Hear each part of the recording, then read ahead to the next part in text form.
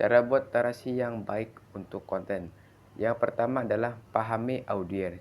Sebelum teman-teman membuat narasi, teman-teman harus memahami dulu siapa target audiens kita.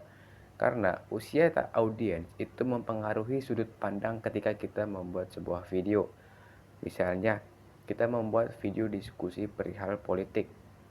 Kita targetkan untuk anak muda, untuk orang tua, untuk orang yang bekerja, untuk orang yang tidak sekolah.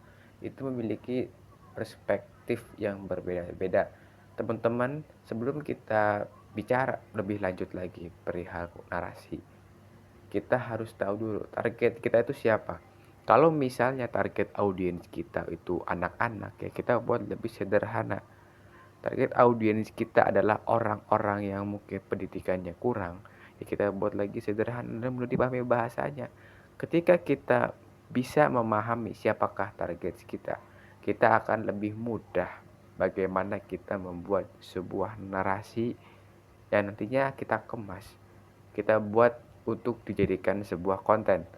Kalau misalnya kita sekedar mengupload video saja tanpa memikirkan narasi seperti apa, tanpa memikirkan yang namanya target audiens kita, ya otomatis channel YouTube kita akan terombang-ambing dan mungkin itu bisa bertahan cuman sampai dalam jangka waktu yang pendek, misalnya 5 tahun atau mungkin cuma 3 tahun.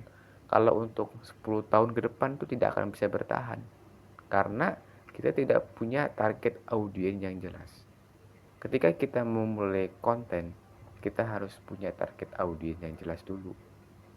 Anggap saja konten ini sebagai perjalanan karir teman-teman, perjalanan investasi, dan juga teman-teman anggap saja dalam membuat sebuah bisnis. Yang kedua, pelajari gaya komunikasi orang lain.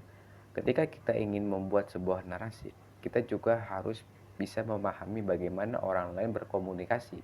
Tujuannya adalah bukan kita untuk mencontek atau mengcopy paste gaya komunikasi dia, tapi kita mendapatkan sebuah referensi bagaimana kita bisa membuat narasi yang bagus.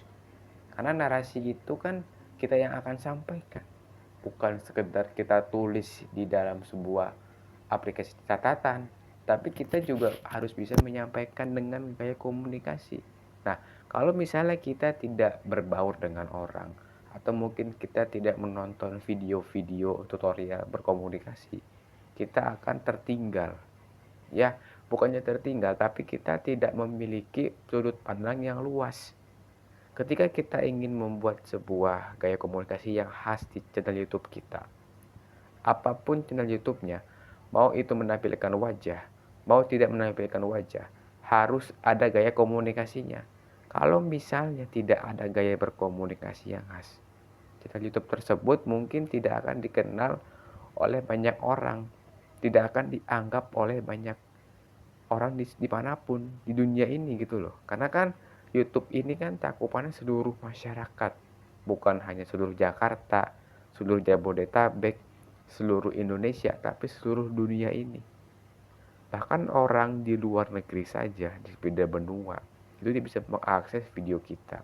Nah, caranya adalah kita tonton dulu nih video orang lain, ya kita pelajarin bagaimana dia berkomunikasi, terus kita ubah sedikit dan jadikan video itu untuk referensi membuat gaya komunikasi ciri khas kita sendiri, bukan kita mengcopy paste ya gaya komunikasi dia.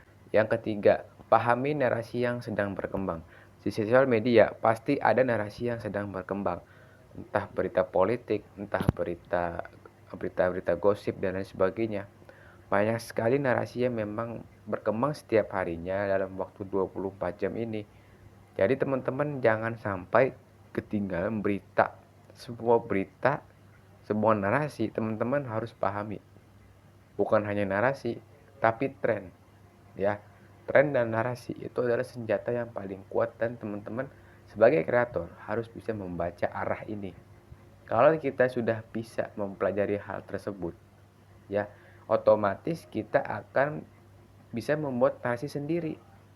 Nah, tujuannya adalah bukan kita untuk menyesatkan orang lain dengan narasi kita, tapi bagaimana kita belajar untuk membuat penonton ini tuh percaya dengan apa yang ingin kita sampaikan.